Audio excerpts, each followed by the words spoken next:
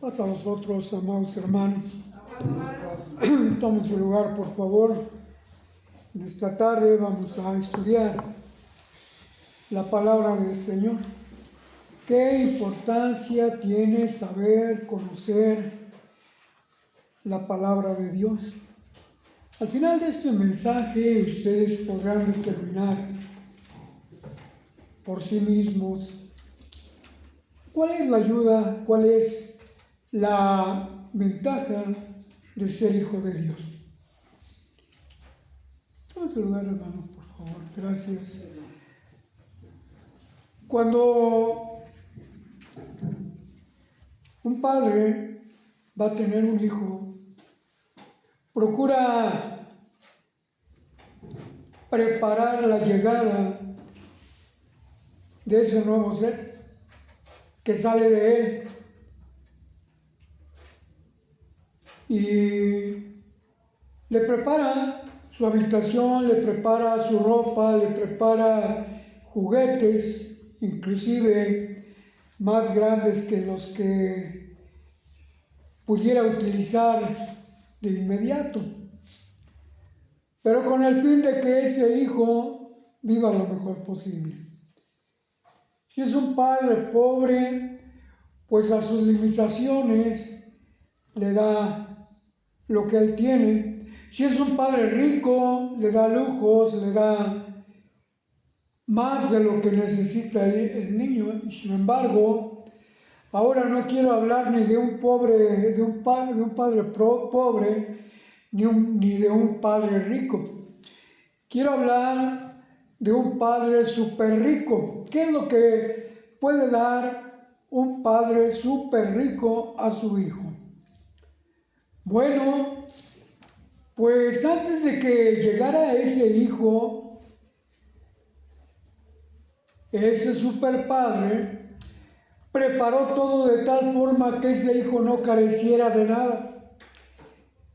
Ese padre sabía que el hijo iba a necesitar luz, hizo la luz. Ese padre sabía que su hijo iba a necesitar agua y le dio agua.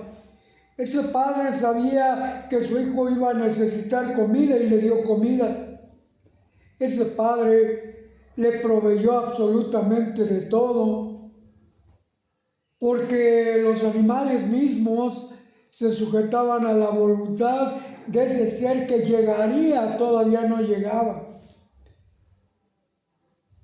No necesitaba de luz eléctrica, hizo un universo que le proveía de energía a ese hijo, que le proveía de luz, que le proveía de todo lo necesario, aparte de lo que ese padre súper rico había puesto en la tierra: tesoros, hierbas, árboles frutales, animales que le servían, y todo lo que eso necesitaba, lo que el hombre necesitaba. ¿Y qué es lo que el hombre iba a necesitar? Dios sabía que el hombre iba a necesitar más de lo que le había dado al principio. ¿Sabía o no sabía? Lo sabía y le proveyó absolutamente de todo. Dios permitió, como en el caso de Job, muy palpable, muy visible, Dios permitió que aquel enemigo trabajara con el hombre. Y así como Job fue tentado por Satanás, probado por Dios, pero tentado por Satanás, también muchos hombres han sido tentados por Satanás y Dios ha permitido esa tentación para probar su fuerza, su fortaleza. Cuando el hombre falló y fue echado del paraíso, Dios proveyó un plan para que ese hombre pudiera gozar de todas las bendiciones que Dios había preparado para él. Y además le fue dotando de cosas que él necesitaba. Después de la desobediencia de Adán, fue echado fuera del paraíso. Y la tierra tuvo un cambio, una transformación, y empezó a producir cardos y espinas. ¿Saben cuál es el lugar propicio, el clima propicio, la tierra propicia para que crezcan los cardos y las espinas? ¿Saben cuál es? El desierto, la tierra desértica. Ahí es donde iban a crecer esos cardos y espinos. Ahí dentro de esos cardos y espinos, Dios se manifestó un día.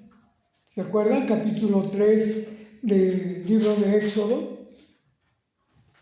Allá en aquel monte lejano, pero a la vista de Moisés apareció lo que Moisés decía que era una zarza. Pero en efecto era una zarza, hermanos. ¿Sí o no? Pues yo creo que sí. Pero la zarza, ¿cuál es la característica de la zarza, hermanos? Como espinosa, algo así. Un arbusto espinoso y seco. ¿Me entienden? Ahí se manifestó Dios. Era una figura que utilizó Dios para mostrarse ante Moisés. Esa zarza se volvió muy significativa en el paso del tiempo. ¿Por qué? Porque esa zarza tenía fuego, tenía la presencia de Dios, y ahí fue llamado Moisés. Al principio Moisés solamente tenía la curiosidad y fue a ver por qué esa zarza se mantenía ardiendo, prendida. A mí me tocó ver en alguna ocasión, cuando todavía este lugar estaba más vacío, más desierto, se veía perfectamente el cerro que está allá al frente. Se llama el Cerro del Chiquihuite. De la presa. Ajá. Y todavía no había muchas casas ahí. Y desde mi casa, desde la ventana de mi casa, yo veía algo parecido a un árbol, pero que estaba encendido, y me parecía muy curioso, muy llamativo ese suceso, porque me recordaba lo que vio Moisés. Pero a diferencia de Moisés, yo no subí al cerro del Chiquihuite para ver por qué ese árbol estaba encendido y parecía fuego, hermanos. Al paso del tiempo descubrí que ni era árbol ni era fuego, sino que era un poste que tenía un reflector muy grande, y que después me dijeron que era eso. Pero Moisés tuvo una manifestación clara, clarísima de parte de Dios. Esa zarza se convirtió en un ícono para Moisés, porque ahí Dios le habló. ¿Sí era Dios el que le habló, hermanos? Amén, sí, yo creo que sí. Dice ahí, capítulo 3 de Éxodo, que el ángel de Jehová habló desde la zarza. ¿Sí han leído? El ángel de Jehová. ¿Quién era ese ángel de Jehová? Este enviado, este mensajero de Dios, de Jehová. Jehová es Dios. ¿Qué quiere decir Jehová? Un tetragramatón que quiere decir yo soy, yo vivo, yo existo. ¿Y quién es el que es? ¿Quién es el que existe desde siempre? Dios. Muy bien. Dios fue poniendo elementos al paso del tiempo. Dios sacó de Egipto al pueblo de Israel y puso una peña, la peña de Oreb, para que les diera agua y los siguiera por el desierto. ¿Cómo es que una piedra, una roca, les iba a servir, les iba a seguir en el desierto? ¿Cómo era esto posible? Tan era posible como aquel maná que cayó durante 40 años en el desierto para darles de comer.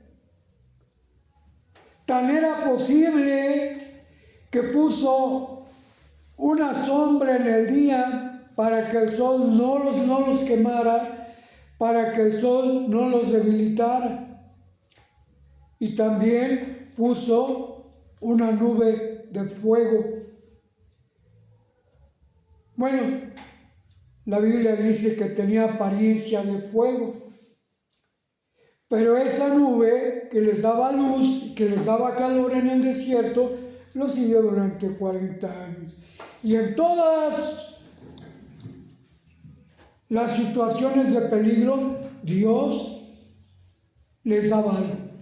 Allá en Números 21, mientras lo buscan, por favor, en el capítulo 21 de Números, el pueblo de Israel tuvo un problema por su maldad, por su rebeldía, por su pecado. Salieron del desierto unas serpientes y el pueblo les puso un nombre.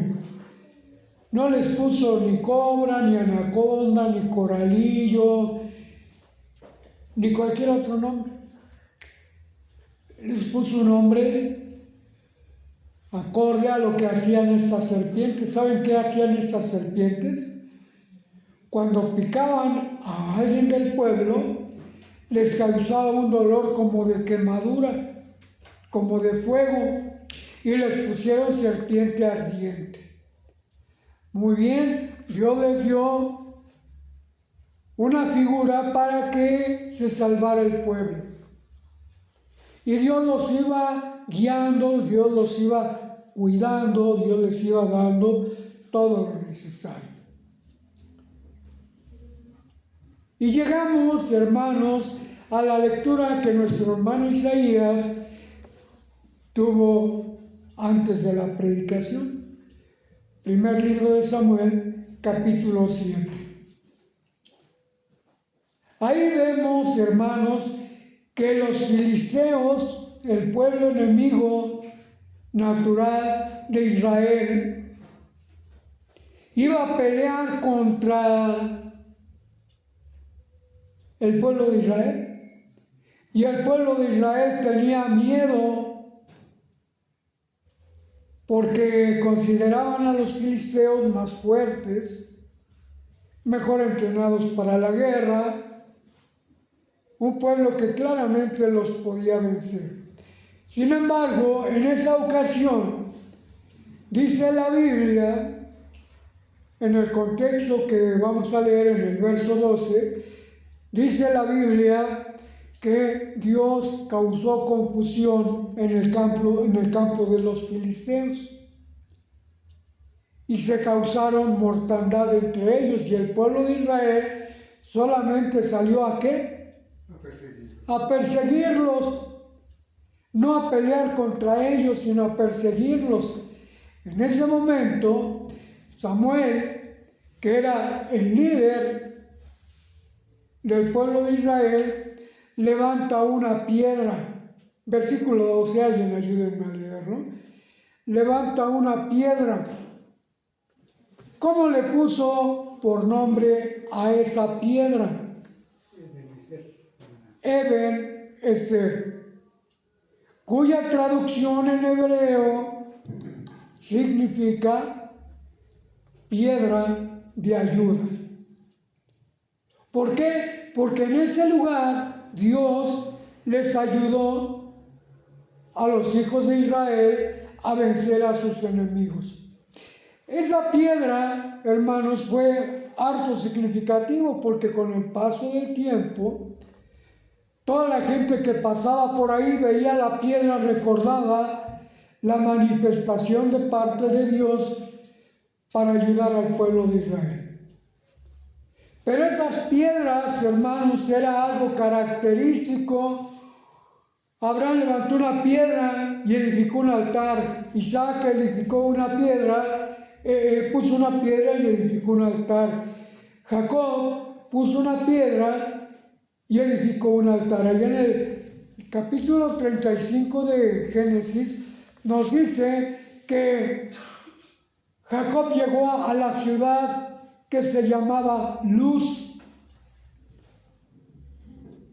Si ustedes han oído hablar de esa ciudad Luz, ¿cuál sería esa ciudad Luz? Jerusalén, ahora, tiempo después. Ah, tiene razón, hermano, pero era un lugar específico donde hizo parada Jacob. Ese lugar le puso por nombre Jacob Betel, casa de Dios. Y ahora encontramos sentido acerca de esa piedra que santificó Jacob, es decir, que la apartó para dedicársela a Dios. Casa de Dios, donde hay luz. ¿Sí me entienden? Ese, vamos a ponerlo, como dijo el hermano Heber en la mañana, ese punto lo vamos a ver al final de este tema. Casa de luz. Pero sucedió algo curioso, hermanos, que en ese lugar, apunten ustedes, Génesis 35, en ese lugar Dios le cambió el nombre a Jacob y le puso: ya no serás Jacob, ahora serás Israel. ¿Qué quiere decir Israel? Príncipe de Dios. El vocablo Israel o la palabra Israel, la última frase, las últimas dos letras, se refiere a Dios, hijos de Dios, príncipes de Dios. Y lo vamos a poner aparte porque tenemos mucho que hablar acerca de este punto, de esta parte central del tema.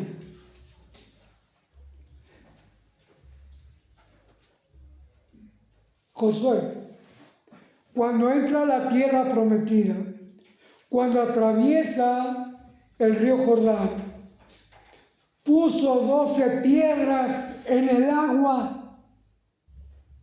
¿Saben para qué puso esas piedras? Para que 12 sacerdotes se pararan sobre esas piedras. Les servían de apoyo. Y así el pueblo de Israel pudo atravesar como lo había hecho antes el pueblo de Israel cuando salió de Egipto, que atravesó el mar en seco. Así pudo atravesar de la misma manera el río Jordán en seco y entraron a la tierra prometida. 12 piedras que servían de apoyo. ¿Será lo mismo apoyo que ayuda? Se parece la palabra Ebenezer, piedra de ayuda, hasta aquí nos ha ayudado Dios. Dios sostiene, se parece a aquellas piedras, hermanos, que sirvieron de apoyo al pueblo, a los sacerdotes. Vean ustedes cómo Dios iba poniendo esos elementos para ayudar al pueblo de Israel. Muy bien. Dios hablaba desde el fuego. pero él no estaba en el fuego. Dios hablaba desde un terremoto, pero Dios no estaba en el terremoto. Dios hablaba en un silbo del viento, pero no estaba en el viento. Hablaba desde ahí. Ahora bien, ¿qué significan esas manifestaciones de parte de Dios? ¿Llegarán hasta ahora esas manifestaciones de parte de Dios? ¿Habrá ahora una piedra literal, material, para poder decir que tenemos un apoyo, un sostén, que tenemos una ayuda, una protección de parte de Dios para con nosotros? El pueblo de Israel, hermanos, fue cambiado. Allá en Romanos capítulo 10, verso 32, nos dice: sed sin ofensa a judíos, a gentiles y a la casa y a la iglesia de Dios. Y allá en Efesios capítulo 2 dice: vosotros que en otro tiempo estabais sin Dios y sin esperanza, alejados de la República de Israel, ahora sois hechos cercanos. Dios nos ha dado una piedra, nos ha dado una casa, nos ha dado esa piedra de apoyo. Y vean cómo se va transformando. Allá en el Salmo 18, verso 31, en el Salmo 27, verso 5 y en Salmo 103 nos habla de una roca. ¿Quién es esa roca, hermanos? Nuestro Señor Jesucristo. Ahorita lo vamos a corroborar, lo vamos a confirmar con textos bíblicos. Esa roca, hermanos, que David reconoce que es Jehová, Jehová, roca mía, fortaleza mía. Es esa misma roca que a través del tiempo se ha manifestado como ayuda para nosotros. Hasta aquí nos ha ayudado Dios. Y así como Dios invirtió en el hombre desde el principio, en el pueblo de Israel, para cuidarlo, para protegerlo, ahora está invirtiendo en nosotros. Nos está dando la oportunidad de que nosotros reconozcamos también la presencia de Dios y que edifiquemos una piedra para reconocer esa ayuda, para reconocer esa manifestación de Dios en nuestra vida. Capítulo 2 de Daniel, versículo 44 y 45. Ahí nos está hablando de una estatua, de un sueño que tuvo Nabucodonosor. Y esa estatua representa los 4 reinos universales: Babilonia, Medo-Persa, Grecia y Roma. Pero en el versículo 44 nos habla de que una roca que no fue cortada con mano de hombre cae desde el cielo. ¿Y qué sucede, hermanos? Derriba aquella estatua, quita esos 4 reinos universales y se hace un grande monte. ¿Qué quiere decir proféticamente monte? Un poderío, un reino. Un reino. 4 reinos terrenales y un 5.º reino celestial que cae del cielo. Destruye los anteriores reinos y se forma un grande monte que hinche, llena toda la tierra. Ese reino es el reino de nuestro Señor Jesucristo, por lo cual decimos que Cristo es esa roca. Voy a pedir la ayuda de ustedes, hermanos, para confirmar que Cristo es nuestra roca.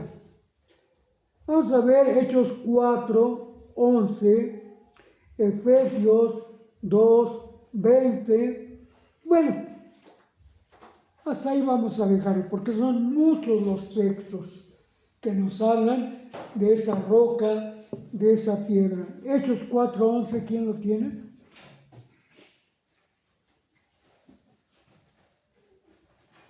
Quien lo tenga, por favor, léalo. Y Efesios 2:20. ¿20? Ah, 2:20. Efesios 2:20, edificado sobre el fundamento de los apóstoles, y profetas, siendo la principal piedra del ángulo Jesucristo mismo. Muy bien. ¿Cómo le podríamos llamar en este tiempo a esa piedra? ¿Podríamos decir que es piedra de ayuda, hermanos? Sí. Piedra de ayuda, de soporte, de edificación, punto de edificación, es todo. Muy bien.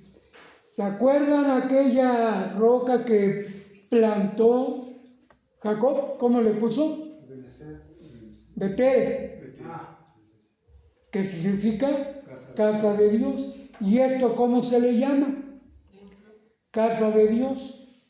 Por lo tanto, debemos de santificar este lugar como esa piedra que fue en la antigüedad representativa para el pueblo de Israel, porque todos los que pasaban por ese lugar se detenían y sabían que ahí era casa de Dios. Podemos santificarla.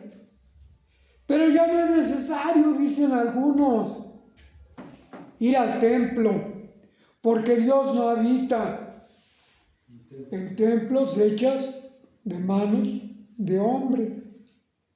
¿Dónde podemos adorar a Dios? Oiga, disculpe. Pues en su casa. Pues en el parque. Pues donde quiera que sea. Pero no es necesario ir a la casa de Dios. Somos malagradecidos. Porque si Dios nos está dando un lugar donde Él se manifiesta su ayuda, su protección, su apoyo, ¿por qué no aprovecharlo? Así como con los filisteos, que era un pueblo muy fuerte, ahora tenemos lucha, ya no somos del pueblo de Israel, ni luchamos contra gigantes, ni contra pueblos numerosos, ejércitos numerosos y fuertes. Ahora nuestra lucha es diferente. Efesios capítulo 6. Porque no tenemos lucha contra sangre y carne, sino, fíjense contra quién es nuestra lucha, nada más ni nada menos, hermanos. ¿Contra quién luchamos? Contra principados y potestades. Principados. ¿Quién será ese príncipe contra el cual luchamos? Satanás, el príncipe de los demonios, principados, potestades, señores de estas tinieblas. ¿Pero qué, hermanos? Como dijera Isaías, como dijera Jeremías, porque Dios está como poderoso gigante detrás de nosotros, defendiéndonos cerca de Él, reconociéndole sus bondades, sus misericordias, su poder. Que Dios lo pone a nuestro servicio también a través del tiempo. Antiguamente, antiguamente, llamaba Espíritu de Dios, el Espíritu de Dios se movía sobre la haz de las aguas o sobre la haz del abismo. Y el Espíritu de Dios fue sobre Abraham, fue sobre Isaac, fue sobre Jacob, fue sobre Moisés, fue sobre Josué, fue sobre Samuel, Elías, Eliseo, David, sobre todos ellos, hermanos, como ahora el Espíritu Santo, que sí se llama ahora, es sobre nosotros. Y así como el pueblo de Israel peleaba no solamente contra Satanás, sino contra otros ejércitos, me llama mucho la atención, hermanos, que una vez el pueblo de Israel peleó contra los heveos. ¿Sí saben quiénes eran los heveos? Habitaban un lugar muy específico, el lugar donde habitaban los cimeos o los anacistas. Era tierra de gigantes. Esos mismos gigantes que amedrentaron a los 12 espías, bueno, no a los 12, a 10 espías que fueron a inspeccionar la tierra de Canaán. ¿Y qué dijeron? No, pues no podremos contra ellos. A su parecer somos como ¿qué? Como langostas, nos van a destruir, no podremos. Solamente Josué y Caleb, que formaban parte de esos 12 espías, dijeron, sí podemos, Dios está con nosotros. Eran gigantes y los vencieron. El pueblo de Israel venció no solamente a los heveos, sino a 7 pueblos juntos para echarlos fuera de la tierra de Canaán. Esos mismos gigantes que lucharon, con quienes lucharon Abisaí, ¿se acuerdan de esa historia? Salió a pelear David con su ejército contra los enemigos y fue una lucha tan tremenda que David se cansó. Y estando cansada, un gigante agarró su espada que pesaba 300 siclos, agarró una espada y lo quiso matar a David. Y surgió un jovencito, el más joven de sus hermanos, que se llamaba Abisaí, y peleó para defender a David y mató a aquel gigante. Se llamaba Isbi Benob, así como Goliat tenía su nombre. Este se llamaba Isbi Benob, y Abisaí lo mató. Y así todos los gigantes fueron vencidos por el pueblo de Israel. Nosotros también en este tiempo luchamos contra poderosos gigantes, pero más poderoso es el que está con nosotros. No tenemos lucha contra sangre y carne, contra principados, contra potestades, contra señores de estas tinieblas, pero Dios nos da los elementos. No solamente nos dio una piedra para ayudarnos, nos da una armadura. ¿Cuál es esa armadura? El yelmo de salud. Sinónimo de salud, dentro de la palabra de Dios, salvación. En la cabeza debemos de poner la salvación que hay en nuestra cabeza. Está nuestro cerebro, están nuestros ojos, está nuestra boca, está nuestra nariz. Todo esto debe de ser cubierto por ese yelmo de salud. Vestidos de la cota de justicia. ¿Dónde se pone la cota, hermanos? En el pecho, ¿no? La cota en el pecho. ¿Qué hay en el pecho? Nuestro corazón. La cota de justicia se pone en la espalda, que lleva el peso. Aquí lo que llevamos, o lo que la armadura de Dios dice, es la coraza.